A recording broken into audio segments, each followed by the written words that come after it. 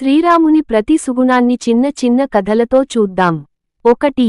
సత్యవ్రతుడు. అయోధ్య పట్టాభిషేకానికి సిద్ధమైనప్పుడు కైకేయి మాట వల్ల వనవాసం వెళ్లాల్సి వచ్చింది. సత్యానికి, ఇచ్చిన మాటకు విలువ ఇస్తూ రాజ్యాన్ని వదిలి అడవికి వెళ్లారు. 2. ధర్మనిష్ఠుడు. వనవాసంలో శబరి అనే వృద్ధురాలి ఇంటికి వెళ్లి ఆమె భక్తితో సమర్పించిన పండ్లు ప్రేమగా స్వీకరించారు. ఆమె హృదయాన్ని గౌరవించడం కూడా ధర్మమే. 3. పితృవాక్య పరిపాలకుడు.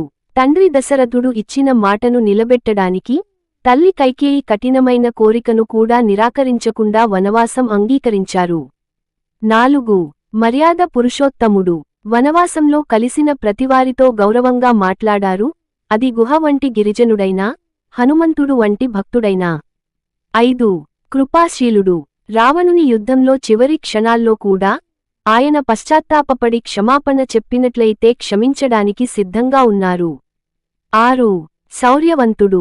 సీతను రక్షించడానికి సముద్రాన్ని దాటించి రావణుడి రాక్షస సైన్యాన్ని జయించారు. 7. స్నేహపరుడు. సుగ్రీవుని మాట నిలబెట్టుకోవడానికి వాలిని సంహరించి సుగ్రీవునికి కిష్కింధా రాజ్యాన్ని తిరిగి ఇచ్చారు. 8. సహనశీలుడు. సీతను రక్షించడంలో ఎన్నో అడ్డంకులు వచ్చినా కోపం లేదా అసహనం కాకుండా సహనంతో పరిష్కరించారు.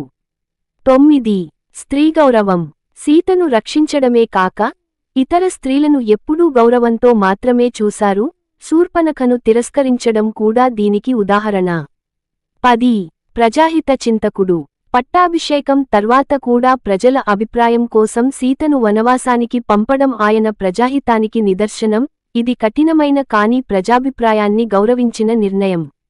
ఈ వీడియో మీకు నచ్చినట్లయితే లైక్ చేసి షేర్ చేసి సబ్స్క్రైబ్ చేసుకోగలరు. జై శ్రీరామ్.